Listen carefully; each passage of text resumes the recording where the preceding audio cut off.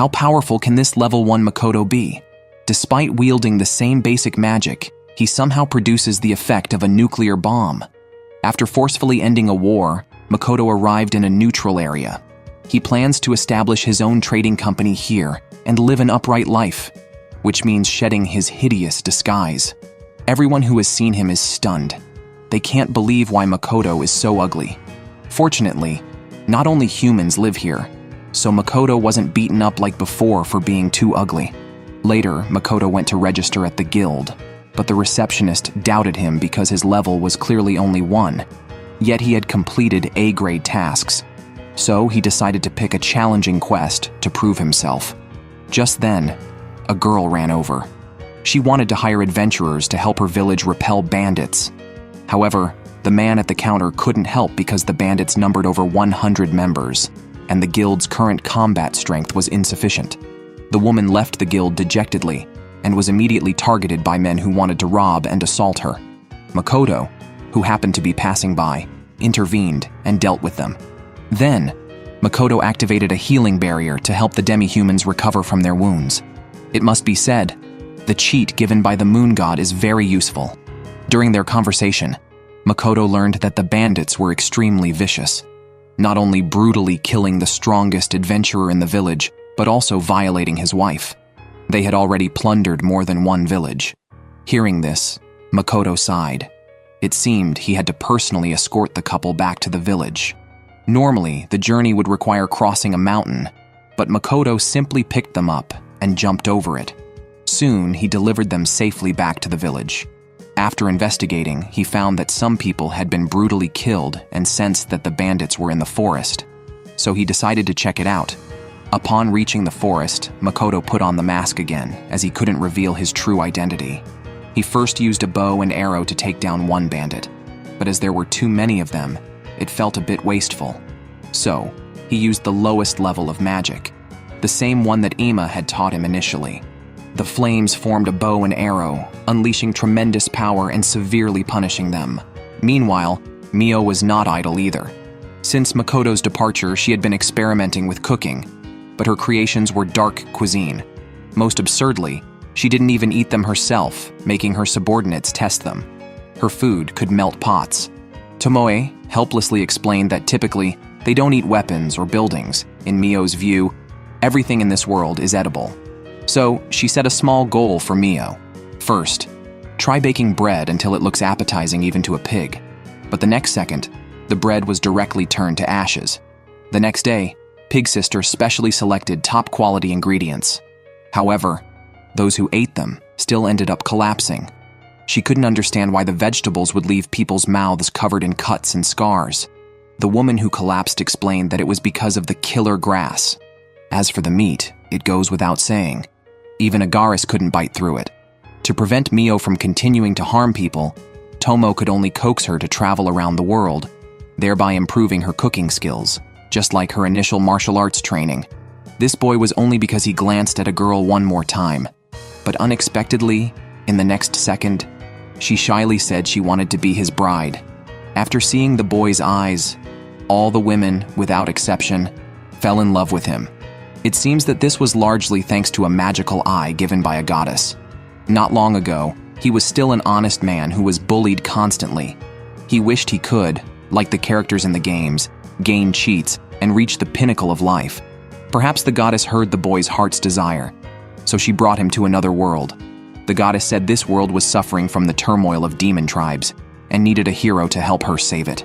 Then, the goddess gave the boy a bunch of cheats: enhanced physique, the ability to fly, elimination of fatigue, and a magical eye that could captivate people's hearts, even possessing an undead body at night.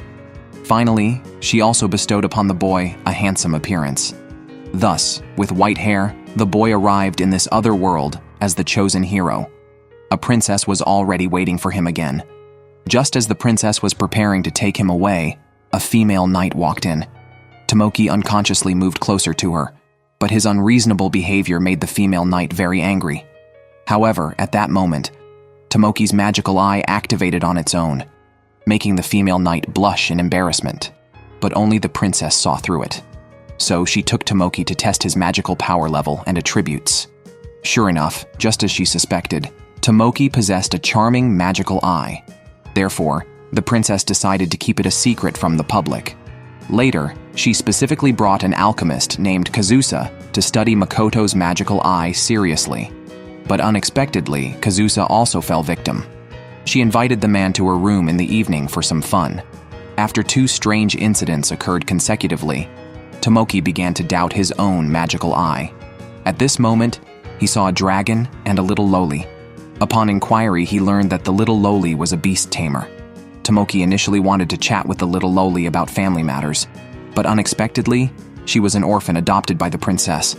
Just as he was consoling her, his magical eye triggered again, making the little loli unable to stop herself from claiming she wanted to be his bride. Even at night, the princess took the initiative to throw herself into his arms, because she saw that Tomoki was still unable to control the power of the magical eye. But in order to defeat the demon tribe, he must learn to control the magical eye. So, the princess used herself to stabilize his heart. However, while other summoned heroes had already reached the pinnacle of life, Makoto was still suffering from Mio's beatings at that time. Time again returns to a few days before Makoto was summoned. At that time, Makoto was just an ordinary high school student. Even his senior, Hibiki, envied his ordinariness, unlike herself. Everything had been going too smoothly for her, leading Hibiki to lament that life was truly dull. Unexpectedly, in the next moment, she was summoned to another world. The goddess used the same speech and also gave her a bunch of cheats, including an appealing leadership charm. Thus, with the protagonist's halo, Hibiki descended into the other world, where her followers, too numerous to count, worshipped her. In contrast, at the same time, Makoto was still searching for traces of living people at the edge of the world. A few days later, Hibiki had roughly understood the situation there. Originally, the humans protected by the goddess had driven the demon tribe to the world's edge, but in the last decade, they had started expanding their territory and even destroyed a major country. Therefore, the goddess summoned 2 heroes, sending each to the remaining 2 countries. Although these countries were allies, they were not as friendly as they appeared on the surface. It was possible that after defeating the demon tribe, the 2 nations would start fighting each other again. After joining the mercenary group, Hibiki took a liking to a dark-skinned, spicy girl named Polar, feeling that she was the strongest among them. Hence, she wanted Polar to become her companion and instruct her in swordsmanship. Initially, Polar was unwilling. She did not want to entrust her life to someone who couldn't even handle a sword.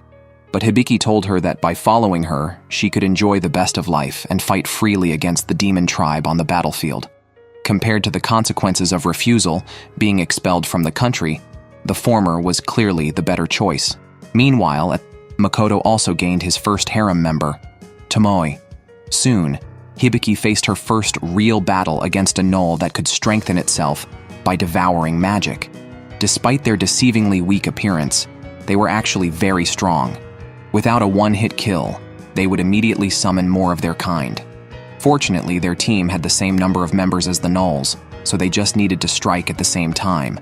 However, because Hibiki's first strike was too shallow, just as she was about to follow up, she heard the gnolls cry for help. She hadn't expected that monsters could talk just like humans, and she froze on the spot. The gnoll took the opportunity to call for reinforcements, and soon more gnolls came from all directions, plunging them into endless danger. At that moment, Hibiki, filled with shame, was spurred by the cries for help from her classmates and decisively joined the battle to slaughter all the gnolls. Afterwards, the rescued Hazuki also joined the team, as she was a Miko who could use magic and her barrier had been a great help just now. Thus, the hero squad led by Hibiki was officially formed. In later battles, they never lost, until the day they encountered the Black Spider. Its overwhelming strength plunged everyone into despair. Neither slashing nor magic could harm it in the slightest. Even if they managed to cut off a leg by chance, the Black Spider could regenerate it in the next moment. In the end, it was only through Polar's desperate efforts that everyone was saved. But this failure ignited the hero's competitive spirit. Since Tomoki arrived in the other world, he has been enjoying his nights to the fullest. While Makoto was still thinking about starting a harem, others were already planning to have a second child with the princess.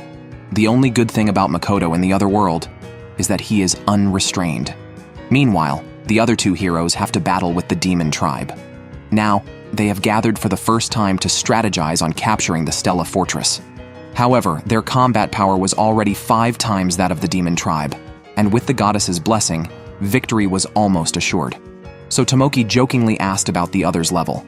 Upon learning that Hibiki was only at level 430, he proudly declared himself to be at level 605. Tomoki has an undying passive ability, so he always chooses to fight at night. However, the battles along the way seemed very strange. The demon tribe appeared so weak that they couldn't even fight back. Thus, Hibiki, just to be safe, deployed a protective barrier ahead of time. Sure enough, just as they reached the entrance of the fortress, a huge teleportation circle suddenly lit up. In the next instant, everyone fell into the abyss. Hibiki, being prepared, was unharmed, and Tomoki, having the ability to fly, was also safe. He then had his harem summon dragons for a counterattack. However, Io was also prepared. Out of the smoke emerged a muscular version of Io. Seeing this, the heroes didn't hesitate and shot him. Although they cut off Io's arm, it did not cause substantial damage.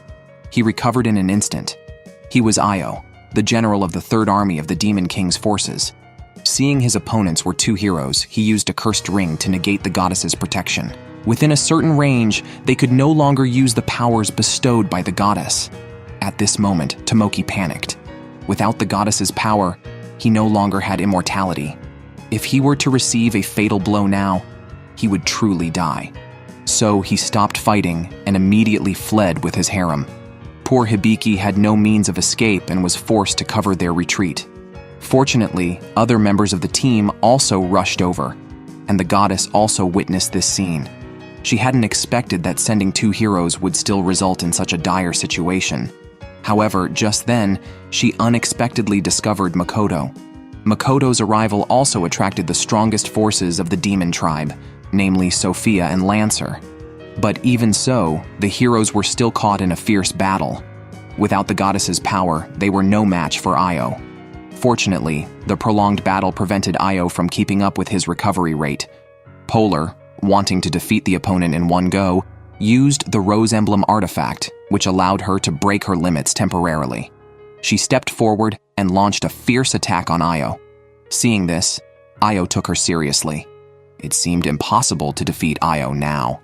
The best Polar could do was to hold him off, allowing her teammates to prepare for high-speed movement. Since she used the Rose Emblem, there was no turning back. Although she could gain power beyond limits, there would also be a backlash. She thought that dying in her friend's memories would be the most splendid moment of her life. The next second, she unleashed her ultimate skill, sacrificing herself in a massive explosion. From a distance, Hibiki saw this and shed tears of sorrow. However, after the explosion, Io did not die, but they received news of Sophia's defeat. The battle between humans and demons, intensified by Makoto's nuclear explosion, caused countless deaths and injuries, and Makoto himself was severely wounded. He only survived thanks to Mio's desperate efforts. In contrast, another hero was quite comfortable, with no troubles, and the princess comforting his frightened heart. After recovering, Makoto went to a neutral area. While wandering there, he encountered a bullying incident. A group of men were harassing a girl. Initially, Makoto did not want to interfere, but Luria's disdainful look piqued his interest. When Luria was pushed down by the men, the two stepped in to stop them. However, the men did not take them seriously and even mocked Makoto as an ugly freak. Although Makoto knew they were telling the truth, if Tomo and the others heard this, they might have killed them on the spot. Fortunately, Shiki was not so impulsive and asked Makoto if he could kill them. However, the way they discussed how to kill them made the men think they were scared. Then, they showed off a bit of wind magic to float in midair, thinking it would scare Makoto. Instead, Makoto questioned if they were going crazy, and Shiki used earth magic to send them flying. Even though Makoto saved the girl, she still looked disdainful. Before leaving, she told Makoto that she worked as a waitress at a restaurant just ahead and would treat him well if he decided to visit. However, Makoto had other matters to attend to and didn't go directly. He planned to prepare and then participate in an entrance exam. It was then that he found out that the president of Bright had signed him up for a teaching position interview. Not wanting to let the president down, Makoto went to the interviewer. He tried to ask if there were other positions available since it wasn't quite appropriate for a mute to interview for a lecturer. Surprisingly, this question annoyed the interviewer, who began to complain incessantly. But he did not expect his complaints to provoke Shiki's anger, who attempted to kill him. Fortunately, a higher-ranking examiner arrived at that moment. She first apologized to Makoto and then reviewed the documents he brought. It turned out that Makoto was proficient in all tactics and had a recommendation letter from Bright Commerce. Seeing that Makoto was quite capable, she arranged a highly difficult test for him, which involved collecting 3 fast-moving beads. After explaining the detailed capture methods, they were teleported to a test site. Makoto sensed that they were far from his location, indicating he wouldn't be disturbed while capturing the beads. However, Makoto never expected that despite controlling his output to the lowest, not a single bead could withstand his attack.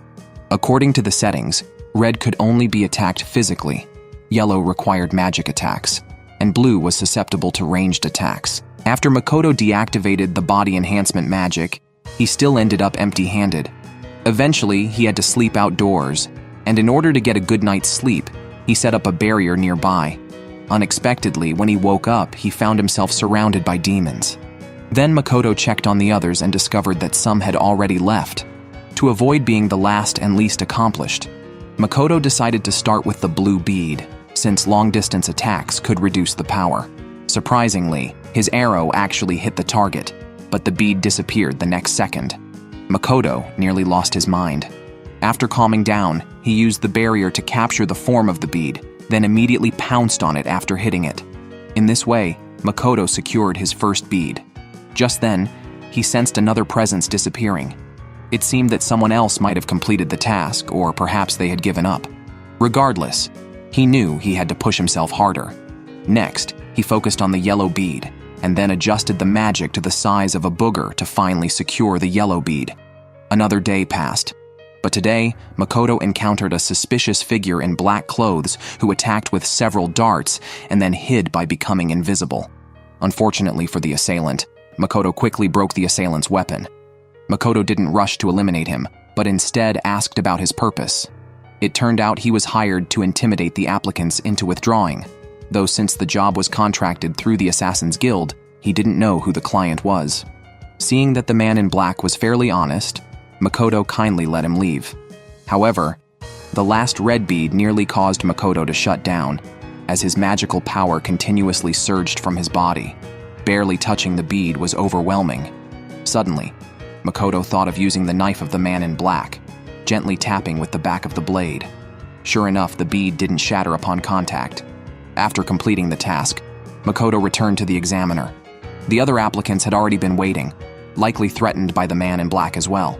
The examiner naturally assumed that Makoto, like them, had given up. Unexpectedly, Makoto pulled out 3 beads. It was only then that Makoto learned the task didn't specify the colors of the beads. Managing to secure any 3 was challenging enough. He had collected 3 different colors. He was the first. The newly appointed teacher was really showing off. It was because the students did not believe he could use multiple attributes simultaneously, so he demonstrated a powerful earth spell right there and then, following it with both water and fire attributes.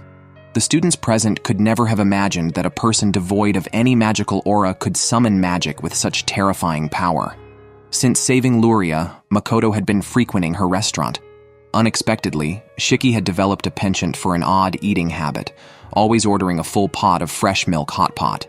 Before the official start of the school term, the receptionist introduced Makoto to the job details. According to the number of people in the academy, Makoto could take on up to 30 students at a time, and the teacher's salary was also based on the number of students, earning 10 silver coins per student. Considering it was his first time teaching, Makoto planned to offer classes for fewer than 10 students, focusing primarily on magic. Thus, the teacher decided to introduce a few outstanding students to him.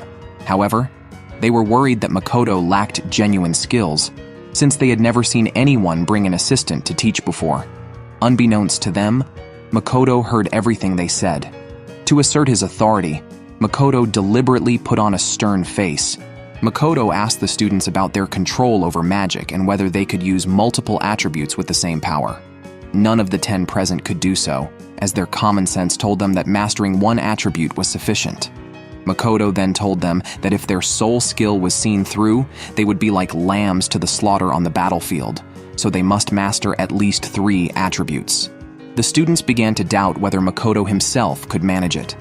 Makoto took the opportunity to propose a mock battle with his assistant to immediately reveal if he truly had the skills. From just the magic wand Shiki produced, the students could feel a powerful magical force, but they never expected that a person with no magical aura could easily block Shiki's full-powered strike. Under the training of Tomo and Mio, Shiki was much stronger than before. However, he was still too weak in front of Makoto. Accompanied by a single arrow from Makoto, the power shocked all the students. They didn't expect that after using the earth attribute, Makoto would simultaneously use both water and fire attributes. And without chanting, he displayed such terrifying power. However, Shiki's magic wand was not to be underestimated either.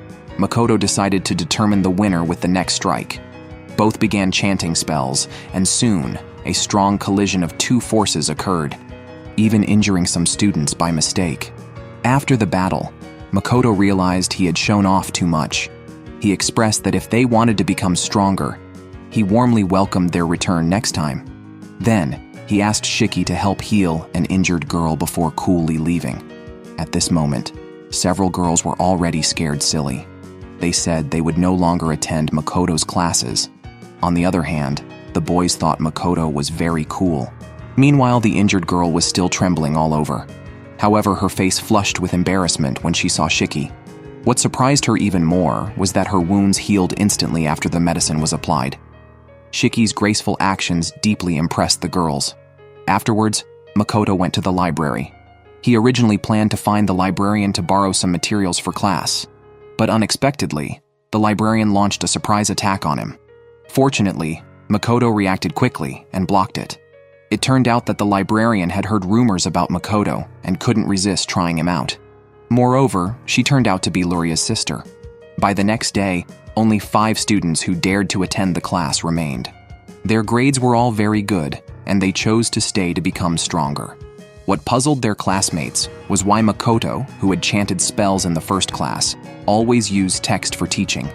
However, this was a misunderstanding. In fact, Makoto could speak, he just couldn't speak human language. Then Makoto started his devilish training. To understand the physical limits of the students, he asked everyone to attack him with full force until their magic was exhausted, which could potentially be fatal. But there was no need to worry about this problem, as Makoto had already prepared a pile of healing potions. When they were close to death, he would naturally give them a dose. None of them managed to hit Makoto during the training, but they still received high praise from him. On another note, Mio, on Tomoe's suggestion, began a national culinary pilgrimage. She first came to a small shop by the harbor to do odd jobs. Although Mio's cooking skills were questionable, the master only asked her not to swing a kitchen knife around in the restaurant. But this was also difficult for her since she only knew flashy cooking techniques, and whether the taste was good depended entirely on how tough the diners were. Meanwhile, Tomo came to a place that had been a battlefield but was now a lake. There she met a survivor of the war who could not sleep at night because of the terrifying red demon and the devastating punitive arrows, shadows that haunted him for life. This piqued Tomo's interest, so she started to probe his memories. Knowing the truth, she burst into joyful laughter. Makoto never expected that. Like him, being a hero summoned by a goddess to another world, he could easily conjure a nuclear bomb with a flick of his hand and simultaneously use multiple types of magic without any difficulty. However, the other two couldn't even defeat his subordinates. Particularly Tomoki, who was deeply blessed by the goddess, thought he could easily manipulate Tomo with cheats. Unexpectedly, even the magic eyes given by the goddess didn't work on her and only made Tomo feel disgusted. In contrast, Makoto casually launched a few nuclear bombs and gained a group of little fangirls who all clamored to become his little wives. Makoto then realized that this place practiced polygamy. But in his view, marriage was about the kind of love his parents shared. On the other side, Tomoe received information from Latte. It turns out that before the Great War between the humans and demons, Sophia had battled with the strongest dragon nearby. However, they found no information about the ring that sealed the goddess's power. At that moment, Tomo realized that Latte was being followed. Sure enough, The next second, a few people claiming to be travelers came to visit. But Latte knew they were after her weapon. Unexpectedly, the true identities of the visitors were the heroes themselves, and one of them immediately took a liking to the sword on Tomo's waist. When Tomo was about to introduce it, Tomoki suddenly snatched it away, but he couldn't draw it as the weapon had a spell that only Tomo could undo. To get rid of them, Tomo drew the weapon for them to see, but this only aroused their greed. The princess wanted to buy it immediately, but these weapons were like Tomoe's partners, and no amount of money could persuade her to sell them. Consequently, the hero used his magic eye to control Latte, who was in his line of sight. The next second, Latte, contrary to his nature, volunteered to give the weapon to the heroes. Then the hero tried to use his magic eye on Tomoe, but his disgusting look was despised by Tomo, making him lose confidence since it was the first time his magic eye had failed. The girl next to him realized Tomo's identity, and that she was not just an ordinary dragon. Knowing Tomo's extraordinary status, she still foolishly tried to tame her with dragon-taming techniques, only to be frightened by Tomo's glance, which inadvertently broke the charm effect on Latte. Angrily, Tomoki attacked Latte. Seeing this, Tomo called him a scumbag. As a high-level rare character, the greedy Tomoki swore to have her. Due to her relationship with the goddess, she didn't hold a grudge against men and left with Latte. Meanwhile, the young man, realizing his weakness, agreed without hesitation to become him follower after Tomo suggested it. On the other hand, Mio was identifying seaweed types by the sea, though it all tasted the same to her.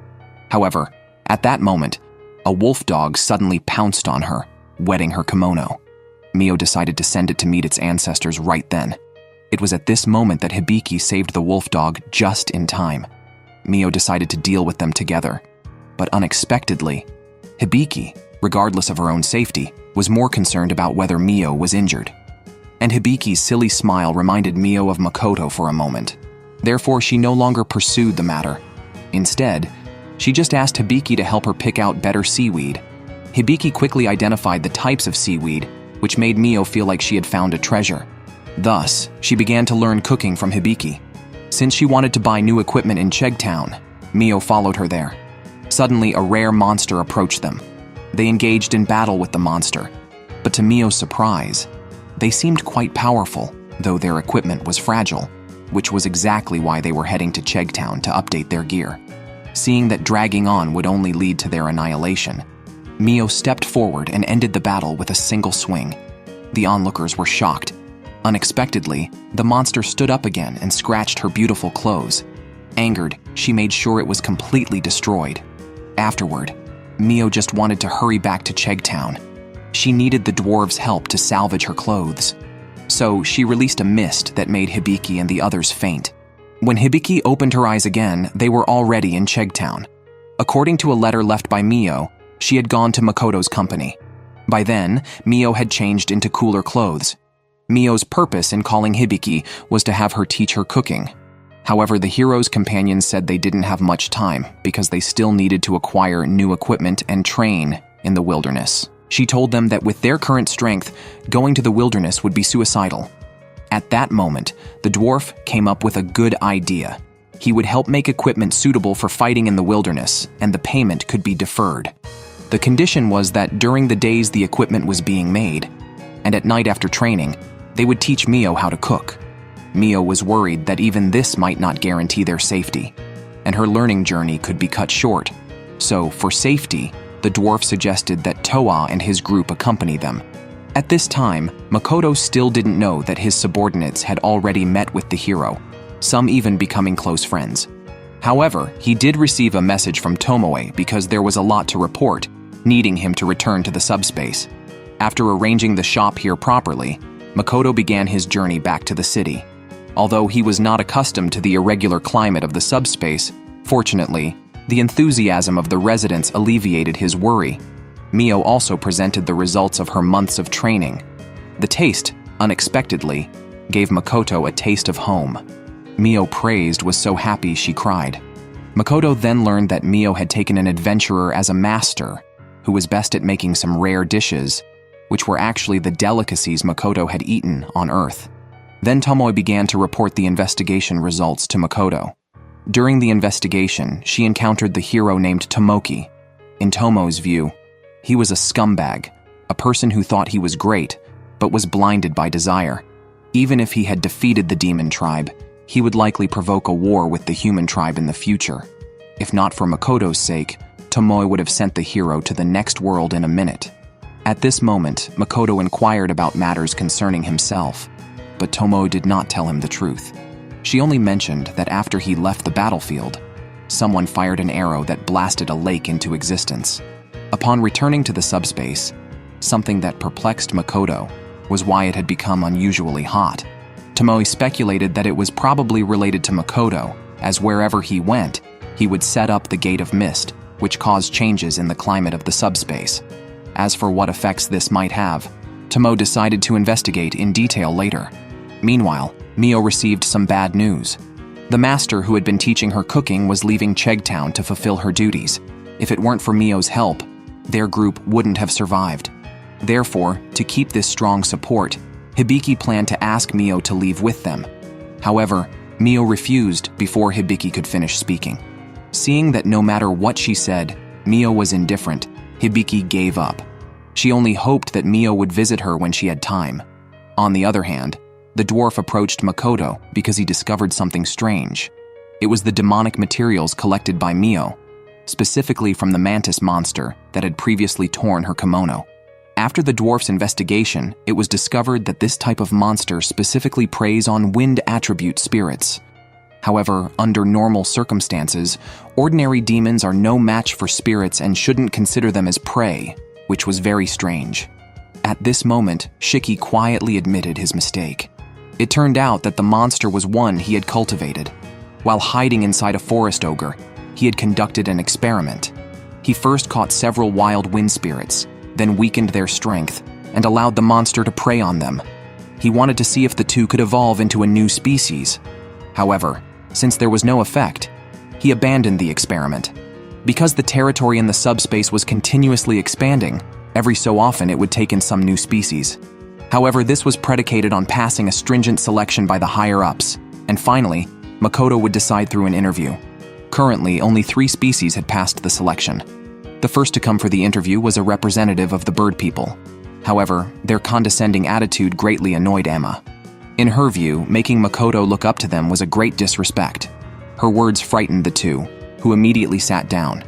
Fortunately, Makoto wasn't averse to them, and since the bird people could contribute significantly to the subspace, their interview was successfully passed. The second was a Gorgon recommended by Tomoe.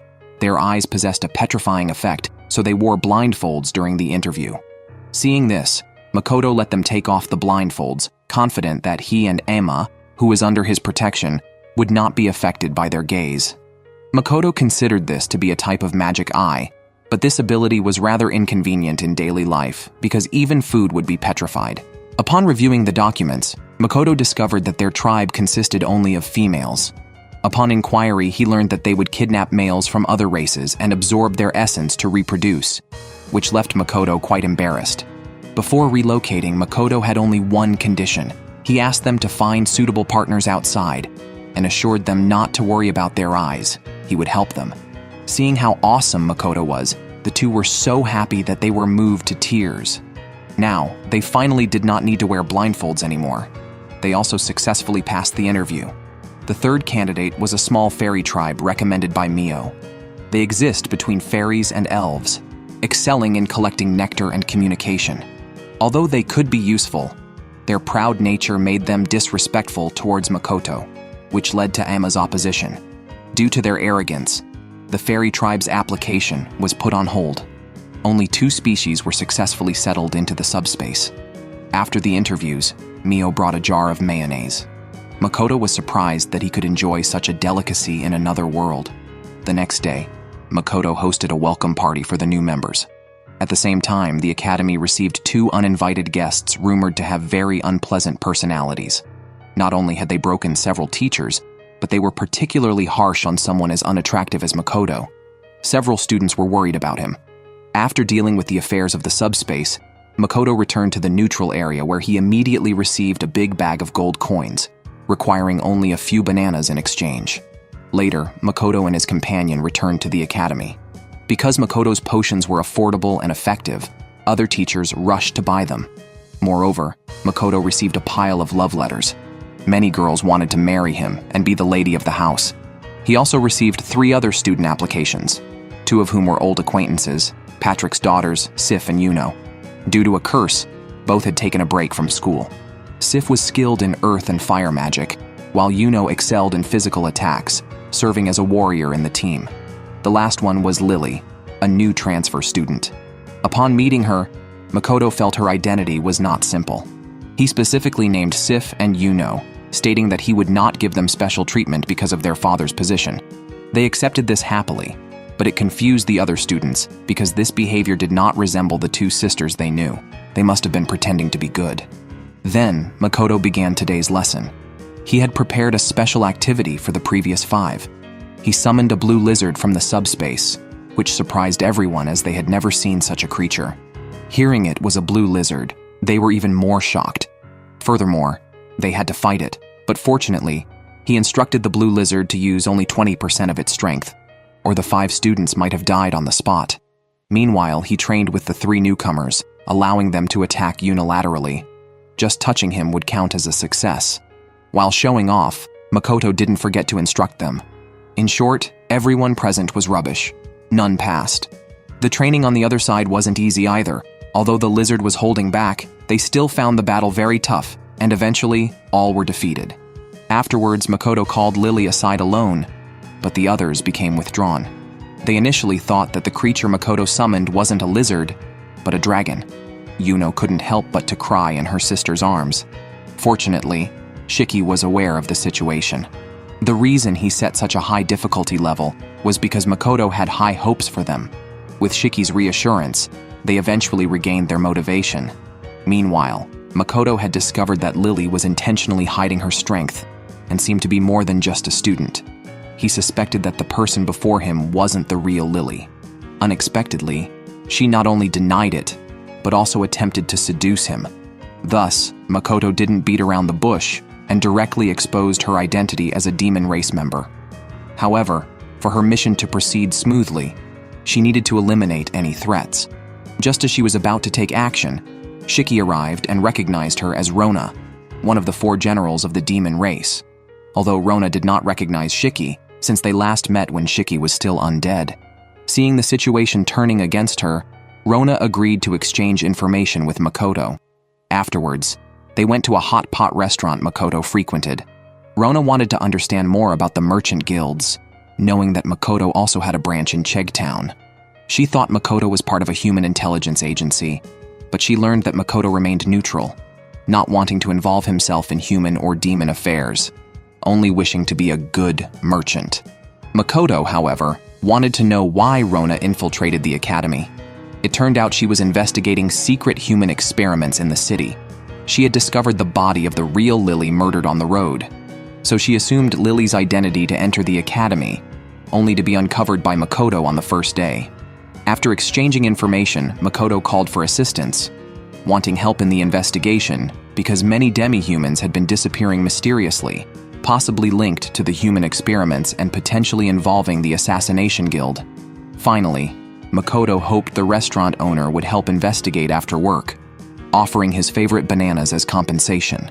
Shiki reminded Makoto not to fully trust Rona's words, as they had been information exchange partners before, and Shiki was frustrated thinking about how many times he had been exploited by Rona. Moreover, turning her against her will was not possible. The Demon Lord had granted her a significant favor. Rona could be thought of as a cunning version of Mio. Then, Makoto planned to visit Patrick's daughters, with Shiki thoughtfully preparing gifts. Arriving at the sisters' residence, Makoto was amazed by the grandeur. The sisters were grateful to Makoto for saving them, and didn't mind offering themselves in marriage. Makoto hadn't expected that despite being wealthy, they didn't care about his unattractive appearance, and their behavior was unlike the unreasonable rumors. It seemed the curse also brought some growth for the sisters. Meanwhile, the young man quickly gathered information about the human experiments, climbed over the wall, and arrived at a key area of the academy undergoing redevelopment. Upon entering, he found clothes scattered around. Just then, he noticed other arrivals. He encountered a person with white hair. Thinking to take the initiative, he tried to control the situation, but the other party was not flustered at all. The mere aura emitted by the person made the young man retreat 2.5 meters. However, he did not harm the young man. Instead, he just knocked him unconscious. Just after the other left, another mysterious person appeared. She had just planned to rescue the man, but then another group appeared, leading to both of them being captured. It turned out the mysterious person was a librarian. During their conversation, they decided to cooperate. The young man would rescue Ava and take down the evil organization within the academy, while Ava would provide useful information to Makoto. Subsequently, the young man transformed his bracelet into a curved blade and lightly sliced through the prison door. But as soon as they stepped out, they were deeply shocked by the scene before them. It was actually the secret base for human experiments. Not only were there drug-induced mutants, but also chimeras of beastmen and humans. Thus, to relieve everyone involved, the young man decided to destroy all the devices. At this moment, Makoto also followed the trail and arrived. Shiki, who was with him, also ignited his fighting spirit, seeing this as a good opportunity to show his worth in front of Makoto. Next second, Latte appeared, and then the group returned to the Merchants Guild. Eva actually knew about Makoto's parents, who were a noble and a priest, respectively. However, due to the place where they had lived being invaded by demons 10 years ago, most of the records had disappeared, so Eva was also unclear about some details. The mysterious organization was specifically established to resist the goddess. Hearing this, Makoto immediately became interested, so much so that he couldn't sleep at night. It was then that he sensed a powerful aura. At the same time, Mio and Tomoe also emerged from the subspace. It turned out he was the president of the Adventurers Guild. He first apologized to Makoto for bullying him. Then he told Makoto there was no need to type on the keyboard because he was not human. Like Tomo, he belonged to the higher dragons, known as the Root of Many Colors. Root had no gender distinction. He could be male or female whenever he wanted. Previously, he had always assumed a female identity. But after having a relationship with a man, he found the experience not bad, so he adopted his current appearance. Root stated that if Makoto wished, he could revert to being female right now. Seeing the situation, Root then brought up the main topic. It turned out he was not only the president of the Adventurers Guild, but also its founder. 1,000 years ago, his master, like Makoto, came from another world, and the inspiration to establish the guild came from him. Hence, the membership card was as convenient as a smartphone.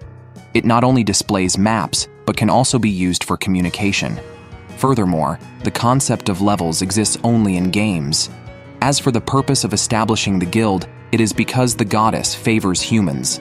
Therefore, to maintain the balance of this world, the guild has set levels and ranks. With a goal in mind, everyone strives to climb higher. However, at the end of the day, after joining the guild, everyone desires fame, and their greedy ambitions could lead to their downfall, as humans slowly eliminate themselves. This is just one method to maintain balance, as there are many who are dissatisfied with the goddess. Finally, Root told everyone that the highest level in the guild is 65,500. At this point, Makoto had a question. He wondered why Root's previous master knew about games, but Root's answer only confused Makoto more. He explained that it involved theories of time and space, and that time flows differently in the two worlds. Thus, his master might have traveled just a few years before Makoto. Seeing that the conversation was becoming too complex for him to follow, Makoto changed the subject and asked Root if there was a way for him to return to his original world. Normally, it would be nearly impossible, but given the total amount of Makoto's magical power, traveling between worlds could almost certainly succeed. However, the accuracy of reaching the intended destination was only 1 in 10 million.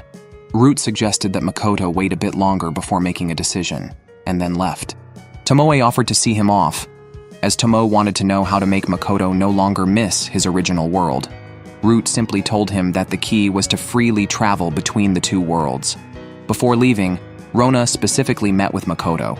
She honestly told him that he was the most outstanding human she had ever met, and that she would even be willing to offer herself to him, which was indeed a delightful proposition. Lastly, she gave Makoto a piece of advice, warning him not to trust Shiki and the two forest ogres too much. They are known as the brutal forest ogre tribe, renowned for their powerful combat skills. The demon army once wanted to recruit them, but the proud forest ogres refused to submit to other races. Therefore, Rona believed that they would eventually betray Makoto. As for Shiki, in Rona's view, he was possessed by a spirit that was neither human nor demon, but she did not know that he was the real body. Because he had made a pact with Makoto, he had gained a body just like a human's. Afterward, Rona left Makoto a note. When Tomo returned home and saw the curse on it, he realized it was related to a protective charm they had used before. It seems Rona is a remarkable sorcerer. Speaking of curses, Makoto suddenly thought of something. He wondered why Latte, a human, could communicate with him. Upon asking, he found out that Tomoe had transformed him into a kin using his blood. This meant that the young man had given up being human, but not being human wasn't entirely a bad thing. At least his strength had increased significantly. So he quickly found the organization members hidden in the academy. Makoto wanted to know why he didn't just be a teacher. As a human, he was resisting the goddess. It turned out that humans had long been displeased with the goddess.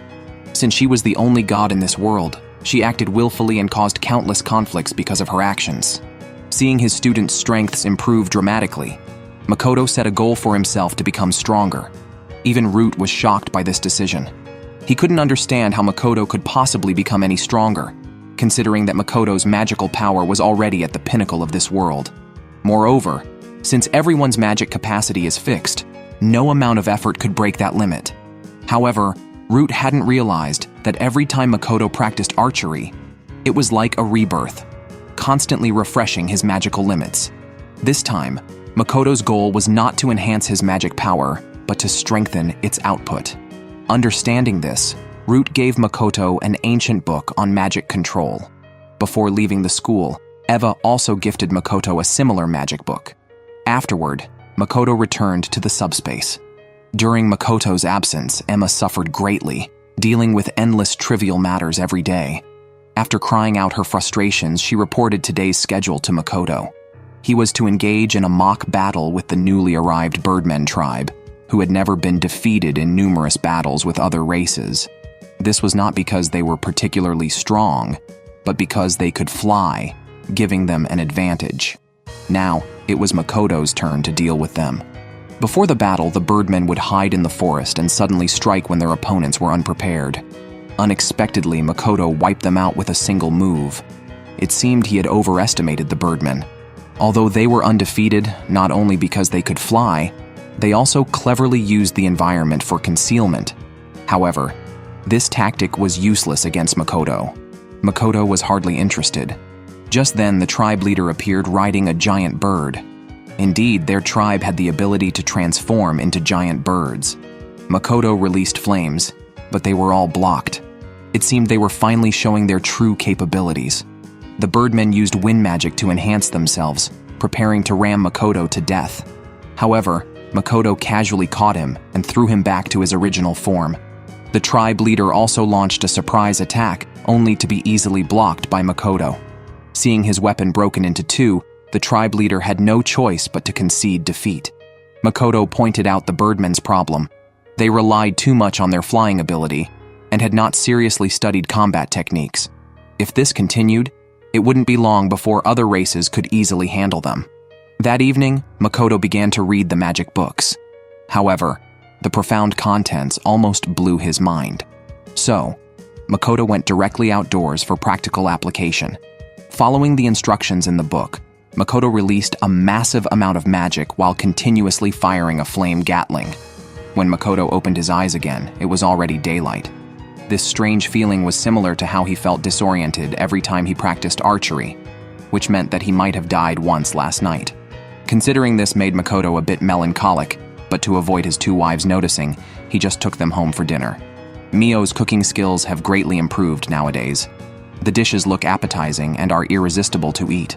In the following days, Makoto finally managed to actively use the magic power that was leaking out, without falling into a daze like the first time. He discovered that controlling magic was like making starch. It hardens when hit hard and remains liquid when touched gently. To test this theory, Makoto first set up a concealed barrier in subspace. then began to release a large amount of magic power. Gradually, he was able to control the leaking magic and easily smashed a tree with his head without feeling any pain. He vowed to become stronger to defeat the goddess. That day, Tomoe organized a new move demonstration event. She dug up a huge rock from the mountain and Shiki added special magic to it. The first to perform were Emma and Agaris. Despite Emma's innocent appearance, she was actually the strongest magician among the pig tribe. She applied a full-body enhancement to Agaris. Next were the lizards, who had now learned to attack from a distance. The 3 lizards simultaneously spat out beams of light, scoring only 68 points. Then came the dwarf elder, who quickly rushed to the peak of the boulder and enlarged his axe, chopping it down to score 70 points. Next were the 2 sisters, who unfortunately ended with 0 points, as petrifying the rock was clearly redundant. Then came the 2 jesters from the Forest Oni tribe. They prepared to perform a barrier that no one could break through. With a set of exaggerated movements, the entire rock was surrounded by the barrier, breaking any weapon that touched it. Although the barrier had no lethal power, it was highly offensive. No wonder the 2 sisters called it a finishing move, because the barrier was quite perfect. However, Makoto directly passed through the barrier from underground and appeared in front of the 2, leaving them dumbfounded. Next was Mio's turn. Inspired by Makoto's memory bank, Mio had awakened another interest, Kamen Rider. So, she tried making a model herself. Last to perform was Shiki, who transformed his staff into a large sword and split the huge rock in 2 with 1 strike. Seeing everyone's enthusiasm, Makoto couldn't contain his excitement and decided to demonstrate his new achievement. He released his magic power in a high-output form, solidifying it, and shattered the rock with a single punch. Recently, mysterious creatures appeared in the subspace. Agares, who was responsible for the investigation, was not only injured, but also received a warning from the other party. To investigate further, Makoto personally went to the northern forest. Initially, Makoto thought they would not show themselves, but he ran into a large bear face to face. Seeing this, Makoto immediately switched his coat to increase his speed. After dealing with the bear, Makoto also noticed the presence of wolves. Fortunately, these wolves could communicate normally. Makoto explained his purpose. He came as a neighbor to apologize and promised not to enter this forest without prior notice. If the residents here faced any difficulties, he was also willing to help. Hearing this, the Wolf King couldn't believe it. Despite having overwhelming power, the visitor was willing to share this territory with them. Could there be some ulterior motive? However, Makoto had no ill intentions at all. He simply wanted to live in harmony and make friends. It was also at this time that laughter echoed from deep within the forest. It was a huge brown bear. And after some friendly chatter, both parties reached an agreement for cooperation and named the forest Bear Ridge. Soon it was the season for persimmons to be abundant. For Tomo, who loved persimmons, today was a great day. However, at that moment, a gigantic creature appeared in the sky. It turned out to be a resident of Bear Ridge, coming specifically to greet Makoto.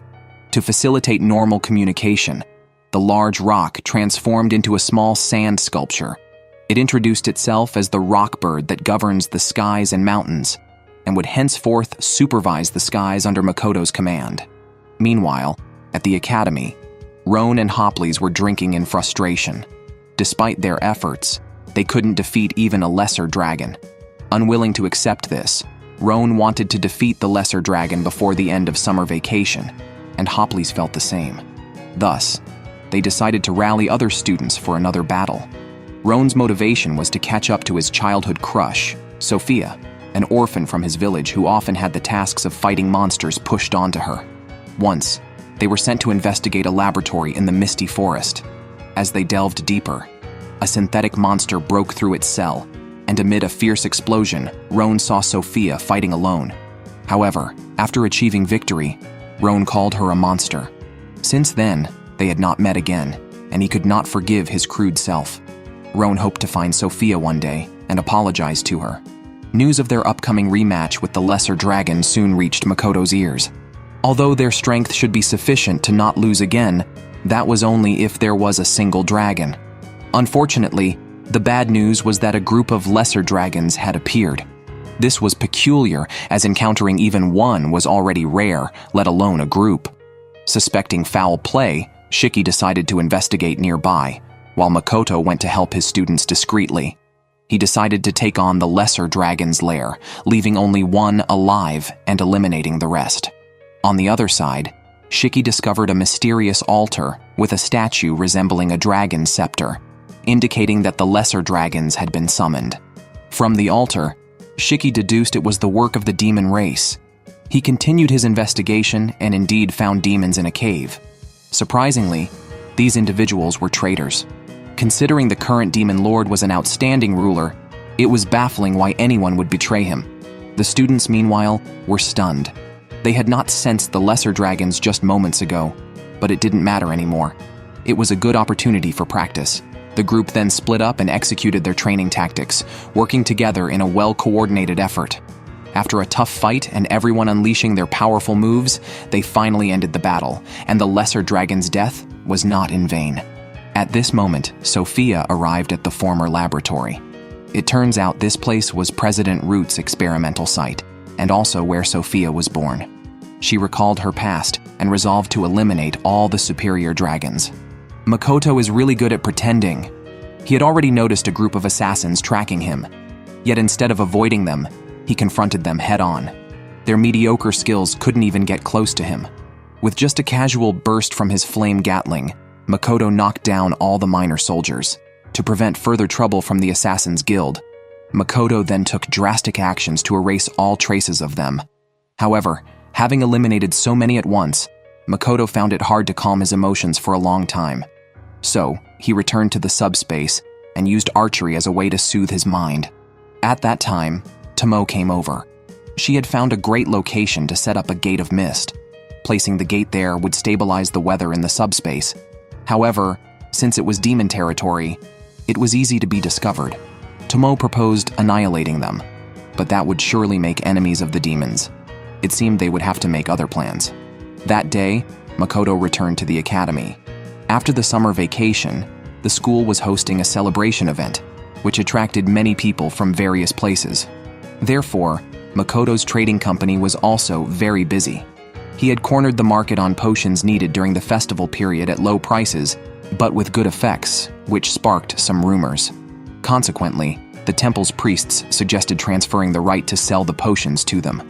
Obviously, this was an absurd idea, and Makoto was certainly not going to agree.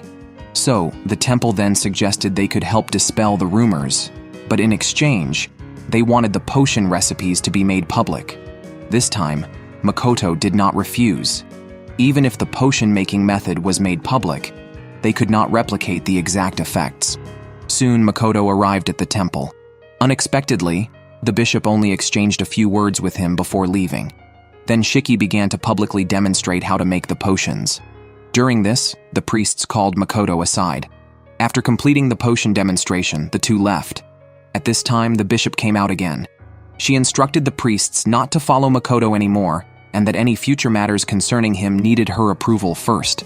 It turned out the bishop had launched a probe into Makoto's thoughts and magic, but all attempts failed. Even learning the potion-making process was futile. Although the operation was simple, the requirements for the caster were very high. Their technicians only had a 50% success rate, and considering the cost and labor, it would be at least 100 times more expensive than Makoto's prices. At this time, Eris was boasting in front of Makoto's students. Due to her arrogance, Makoto questioned if she wanted to return to the recruit camp. Eris became compliant immediately. Soon it was the day of the school festival, which would last for a week. Just on the first day, long queues formed outside Makoto's shop. For this, he specifically called for 2 extra helpers, Tomoe's latte and a dwarf.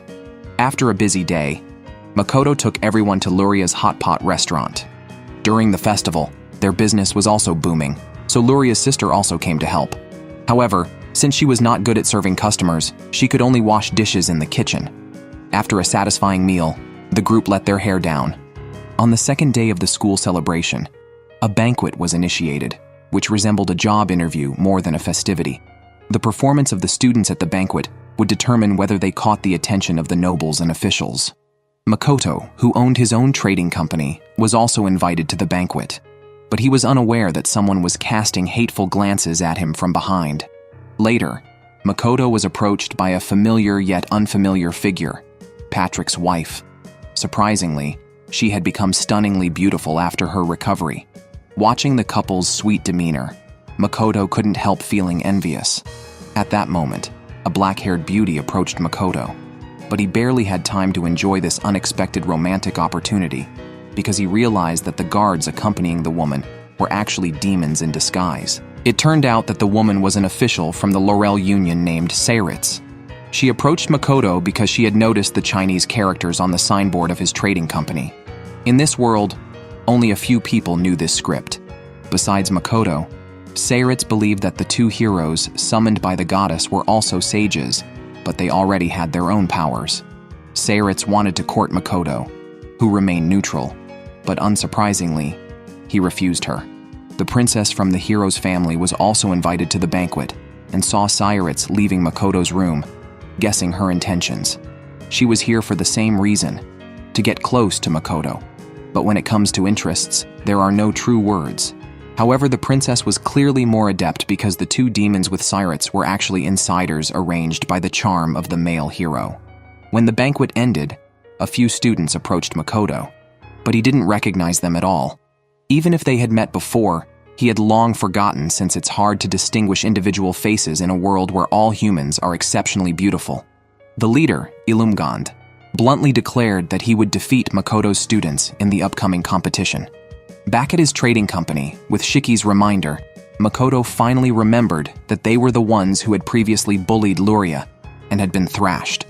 To clarify their identities, Shiki took it upon himself to investigate. On the day of the official competition, Makoto was surprised to discover that the matches and content had been tampered with. His students were all grouped together to fight, and since their levels were too high, they were only allowed to use wooden swords. The first group to compete were Roan and Casper. Considering safety, any injuries the students sustained would be absorbed by puppets positioned behind them. A single puppet falling would end the match. 3 puppets were set up to prevent overload from injuries. Since they were participating in the warrior category, they couldn't use attack or healing magic. The match officially began with Roan initiating the attack. Although Casper seemed to be defending, his movement and distancing were very precise, managing offense while defending. However, Roan's assault didn't cease, and when time was up, the victory would belong to Roan, because he would likely have inflicted more damage. But if it were not a competition, based on the outcome, Casper would have been the victor. The match involving the mages was quite entertaining. Although the power they unleashed was as insignificant as a fart, they still managed to inflict mutual damage. As expected, other than Makoto's students, everyone else was subpar. Even the children of the Beastmen were better than them. Next was the match between Hopleys and Sif. Until the summer vacation, both were evenly matched in terms of level. Ultimately, Hopleys was defeated by Sif's earth magic. In the second round after advancing, Sif faced Izumo. As soon as the match started, Sif wrapped herself in earth magic. Though it could be broken, she quickly rebuilt it in an instant. Victory belonged to Sif once again. On the warrior side, Roan was cutting through the competition. Soon he was in the finals of the warrior category, facing Ilumgand, who had been causing trouble for Makoto. Ilumgand, fully armed and wielding a great sword, was behind the manipulation. Using his royal status, he had arranged for Makoto's students to compete against each other, while he easily made it to the finals. Unfortunately, in the face of true strength, even full armor was useless. Despite all his effort, Roan knocked his weapon away with a single strike. Roan, initiating the attack, forced Ilumgand into a retreat, ending with Ilumgand's defeat. Finally, it was time for the winners of both groups to face off, Roan versus Sif. Unfortunately, Roan's chances of winning were 0%. After all, how could a warrior stand a chance against a mage? Though the competition ended successfully, bad news came from Makoto's trading company. Since its establishment, Makoto had never formally acknowledged the Merchants Guild. Plus, there were issues with the details of the goods circulation behind the sales. The routes for the supplies had no transit records. The person in charge wanted to know which route Makoto used. He could only falsely claim he borrowed Patrick's trading company's trucks, which is why there were no transit records. But then the raw materials of the goods were questioned. Makoto realized he was being deliberately made difficult. He initially wanted to settle with money, but the other party demanded 90% of the profits from Makoto's sales. Yet with such an unreasonable demand, Makoto was left with no solutions, even ending up being severely scolded. He endured it like a dead turtle. Fortunately, Tomo had a good idea. Since humans could not accommodate them, they decided to move the trading company to the demon territory. Unable to continue operating in the neutral area, Makoto planned to develop in the demon territory. But before leaving, he had one last thing to do for his students: eliminate potential dangers in the academy. Thus, Makoto contacted the demon general Rona, asking her to withdraw the demons lurking in the neutral area. Although Rona and Roan hadn't spent much time together, they had trained together, so she agreed to Makoto's request. Soon, it was time for the final team competition of the tournament. Because Makoto's students were far superior to others, they could only field 3 players. In contrast, the opponents, not only were they numerous, but their main forces seemed a bit off. They had enhanced their abilities, but the side effects of the drugs were clear, especially the necklace around one's neck, which, though ostensibly a power-enhancing artifact, was clearly an ominous sign to the discerning eye. Ilumgand harbored feelings for 2 unforgettable women in his heart. One was a kind and understanding female warrior, and the other was Luria, whom he had known since childhood. Both were nobles, but after her country's demise, Luria fell into the ranks of the common people. Ilumgand finally met her again after much difficulty, but due to his classmates' heckling, the reunion turned unpleasant. By chance, Makoto encountered this scene, and Shiki ended up scolding Ilumgand. Ilumgand wanted to meet Luria again to clarify things, but Makoto always seemed to be around her. During Ilumgand's troubled times, Rona approached him. Using her student identity, she seduced Ilumgand into drinking a strength-enhancing potion and also gifted him a necklace. He was completely unaware that he was being manipulated. A normal match unexpectedly took a turn when, just as the referee was declaring the match over, Ilumgand, who had been downed, stood up again. Shiki noticed the mutations starting to take effect in his body. At that moment, Makoto realized he had been deceived by Rona. She had only agreed to withdraw the demons from the academy, but did not deal with the bombs already planted. Meanwhile, in the neutral area, many humans who had drunk the potion also began to transform. Within just 2 minutes, they turned into hideously deformed monsters. Seeing the chaos at the scene, Tomo suddenly had a great idea. By slightly intervening at this moment, not only could they be hailed as heroes, but they might also reap endless benefits. Hearing this, Makoto found it very reasonable. First, he summoned a blue lizard to escort the Patrick couple away. Then, when the Academy's forces were completely unable to cope with the monsters, he appeared at the central VIP seats of the venue, where the royalty and nobility of various countries were gathered. Makoto introduced himself first, and then stated that he could help everyone find refuge. The Academy's headmaster was curious about Makoto's methods. Before Makoto could speak, Tomo stated she would use teleportation magic to transport everyone, but the headmaster didn't believe it, as he had never seen magic that could transport so many people, especially to a place the caster had never been. Then, Tomo opened a mist gate on the ground and transported Root to the opposite spectator stands. Root, as the president of the Adventurers Guild, personally tested this and convinced everyone of Tomo's claim. However, because it was a high-level teleportation magic, to avoid arousing suspicion, Root attributed his ability to the power of the sword. Afterward, Tomo led most people away from the academy, leaving her sword with Makoto, and publicly declared that he would handle things going forward. Remaining with Makoto were people from the kingdom of Limia, because Ilumgand was a noble from their country. If the king and his father could intervene, perhaps they could restore the senseless Ilumgand. Unfortunately, by then, Ilumgand had completely turned into a monster and was beyond listening to anyone. To make matters worse, the mutants from the streets also broke into the competition venue. The kingdom's soldiers were completely helpless against the monsters, but before Makoto could act, the prince behind him rushed forward to take a beating. Out of necessity, Makoto stepped in to save the prince, but he accidentally touched the prince's chest. On the other side, under Mio's command, the students cooperated and finally defeated the monsters. Afterwards, Makoto escorted the king and his entourage to a safe place, while he himself went to check on the town. His shop had been completely reduced to ruins. Fortunately, the problem was not too severe. The staff had already moved the merchandise back into the subspace warehouse. He suddenly heard a scream. Running towards the sound, Makoto encountered a monster resembling an octopus. Seeing that 3 big sisters were being attacked, Makoto immediately ran over to play the hero and save the ladies. After dealing with the monster, the two added each other as friends. The big sister expressed that she was always available for deeper understanding. On the other side, after escorting the students to the shelter, Mio left the group. It turned out she had sensed that the monsters inside the academy were not completely dead, because their core had been destroyed. Ilumgand also regained consciousness. After a series of changes, Ilumgand had let go of his obsessions and no longer harbored resentment towards Makoto. Now he just wanted to use armor to hide his twisted body and become a strong support for the female warrior. However, Mio wasn't there to listen to his repentance. Now she just wanted to eliminate Ilumgand to vent her frustration, especially since Ilumgand had always been a trouble to Makoto. Thus, without giving him a chance to repent, Mio beat him to the point of annihilation.